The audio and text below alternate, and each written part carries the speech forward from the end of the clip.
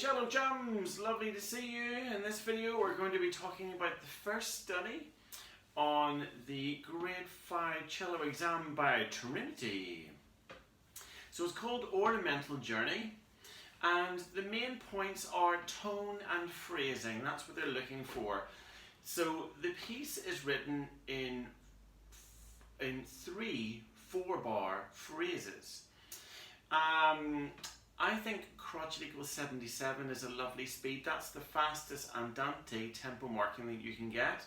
It just fits really, really nicely. So I think that it sounds very elegant to me, very classical, with all of these beautiful ornaments, which we're going to talk about in a minute. So it's got lots of long note values and lots of slurs.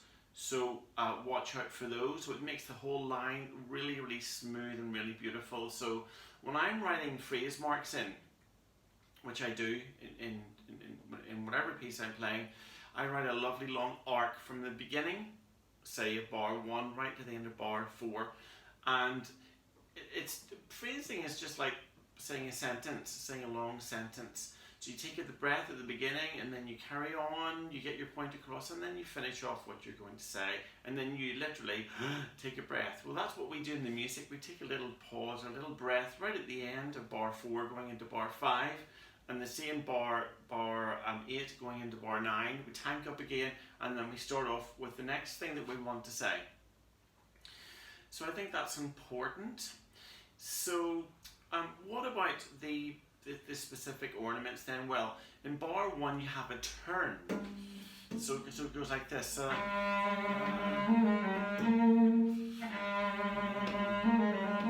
that.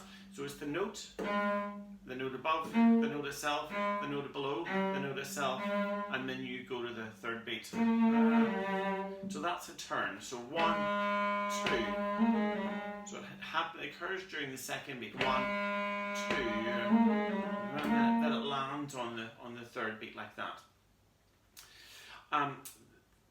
The first note is a bit troublesome because we actually start on an A flat, not an A. So how do you find that? Well, A is here, 4th position. You know, whenever your thumb hits the base of the neck, that's 1st position A. Check it against your open A, and then go back to semitone, A flat, and then use the second finger with that. And then all of the notes in the turn occur in your hand position, so it's really easy to do. Yes, that is one of the elements of this piece, the horrible key signature, where so we're in let me see, going A flat major, so we've got 4 flats, and then at the very end we're in E minor. So there's a key change in bar 9, so you got to watch out for that, because that affects the notes that you play. So the next thing I wanted to mention was the next ornament in bar 3. So that's a Mordent. So it's the note above, and the note itself, really fast. So it sounds quite Spanishy to me. So I try and play it with with a bit of spirit and a bit of passion. Maybe stick your jaw out or shake your head or something like that. Like that. Do something dramatic like that. And then that's all there is for the first phrase. In the second phrase, you've got some little grace notes in bar 5. So like that. Here you go again. That's a little grace. Do you hear that? And then, which takes you to the next, our little friend, or ornament, which is called an Akiyakitura. Isn't that a funny name? An Akiyakitura. I hope I'm pronouncing that correctly. So you just play that. It looks like a quaver with a little line through it. So you play it as fast as you possibly can before the beat. So you're landing on the E flat, which takes us to the next bar, the next ornament, which is in bar 7, which is a trill. So I play this down, I play this up in 4th position. So what is a trill? So I looked it up in my little theory book. So whenever I was studying, I did some theory exams, and this is the little book that I used here, and it's really, really fantastic. So it's produced by the Associated Board, and this is what it says about trills. So it says a trill or a shake sign indicates that the notes written is to alternate rapidly with the note above it. So in this trill we've got a B flat, and we want to alternate rapidly with the note above it, which is a C, like that. Do you notice that from a technical point of view I keep the two down, like that? And then what is it going to say? The trill commonly ends with a closing pattern involving the use of the note below in the last main note, so which is an A flat. So it finishes off with so the last two notes may be written as a pair of grace notes. So we don't have any grace notes here. We do have grace notes written in bar 10. They're actually written in, but here we don't have any grace notes. But I think it's really nice to put them in here. So I think it sounds strange doing the trill without the grace notes. Listen to that and then listen to this with the grace notes. Isn't that much more musical? I think so. So that's the trill, so with the two little grace notes closing off. So again, we want to find a fingering which means that we can have all of those notes in the ornament within the same hand pattern. So there's the B flat C, and then you got to extend your first finger back for the A flat. Remember, it's an A flat, not an A. So also think of the timing of it. It lasts for a minute. So make sure you land on the third beat on the C at the right time. So 1, 2, 3, like that. So students often ask me, how do I get my trills faster? Well, what I do is I keep the two down, and then I keep my fourth finger, the trilling finger, as close to the string as I possibly can, and I also avoid pressing it down really hard on the string. So that just means that I don't use as much energy, and it's not as hard, it's not as much of an effort. So it's much more economical. Like that. Some people do a vibrato trail, which is cool. Like that. So that's where you're oscillating your forearm like that. You know, which is really, really cool. So sometimes I do that, sometimes I don't, but I think there probably is a little bit of that going on anyway, but you could really exaggerate it if you wanted like that, or just like that. I think there's a little bit of that going on, but it's mainly the finger going up and down from the bass joint. That's the bass joint there. It's mainly this movement here. Where is our next ornament? Well, we have another trill in bar 9. So this time, remember, we've got a key change. We're going to be on a second finger here. So, and then here 1 and 2. So the trill note is an E going to an F sharp, a tone above it. And it isn't written in, but I like to put the little grace notes in. So that's, remember the note, the grace note, do you remember there were two little closing notes, two little grace notes? So you put the note below the trill, which is a D in this case. So there's the D. Doesn't that sound nice?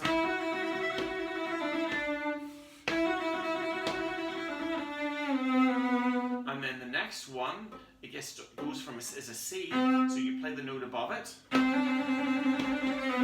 But you notice here in the printed music that they actually write the grace notes in, the two little finishing notes are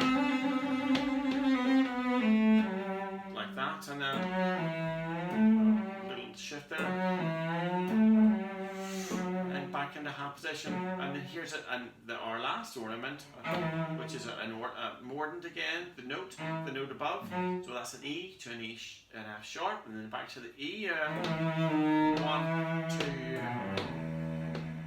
Resist the urge to put a writ in.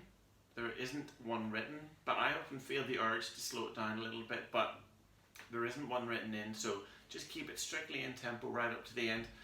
So those are all of the ornaments. It's a really lovely, really attractive little study. Very elegant, very classical in style, very singing, or the fancy word is cantabile. So for grade 5, they do expect you to have a little bit of vibrato.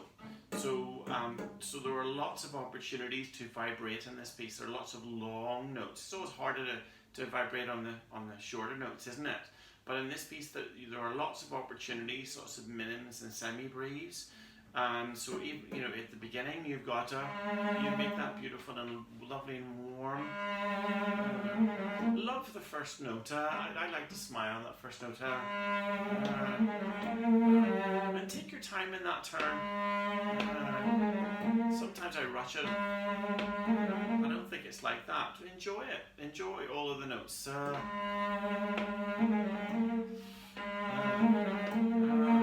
then here sing. So what's the vibe? It sounds quite happy to me.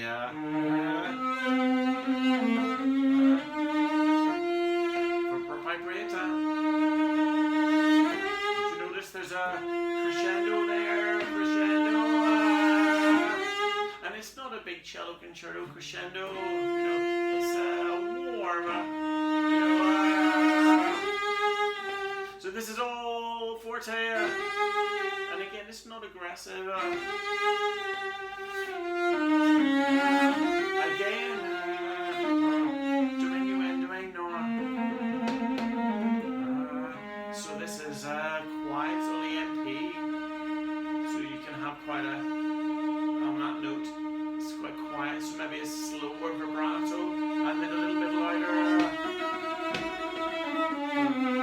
This sounds a little bit more troubled in bar 9. At the beginning it all sounds quite happy and all's well, but in bar 9 there's a little bit of tension.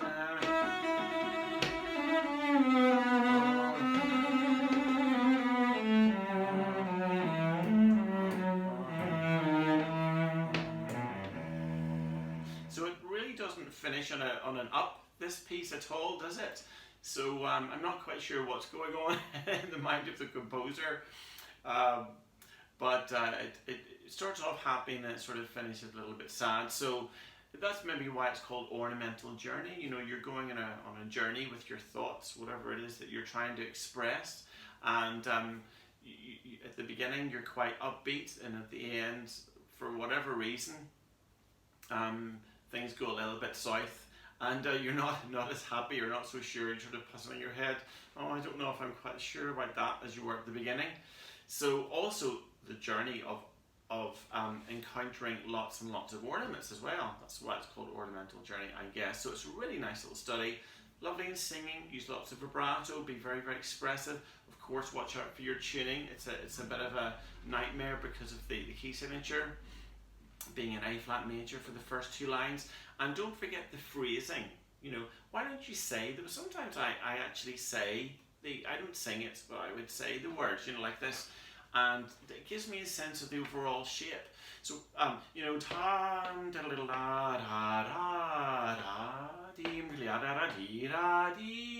da breath, da da da da da breath, and then the last phrase. So that gives you a sense of the singing quality, a sense of the shape. What we don't want is for the whole thing to be cut up, where you have little gaps in between all of the notes, because then it'll just sound very disjointed.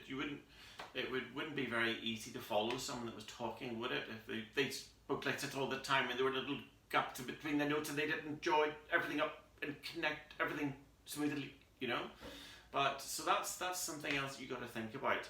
So we want a lovely. It's almost like an elegant swan. It reminds me of the Swan, actually, doesn't it? By Sanson. It's very elegant and very singing. So it's that same sort of vibe. So we don't want anything to stick out like a sore thumb, or any little gaps that are going to interrupt that flow of thought and that singing quality in your cello. And what better, it really shows off the singing quality of the cello as well, doesn't it? So watch out for your tuning, because any little tuning errors really, really great on the ear, don't they? And it'll spoil it. It'll be like a little fly in the ointment. So it's easier said than done, isn't it? But try your best. Practice all the little shifts. The things about the higher grades, grade 5 now, you're playing in lots of different positions, and you're also doing a lot more little shifts, lots of little shifts in lots of positions. So that things are definitely getting harder now. There's definitely a step up from the grade 4 studies, if you've watched those videos, to these ones. But really, really worthwhile doing. They really help to develop your technique, and that's what they're for, isn't it? So for now, cello chums, Cheerio! See you in the next video.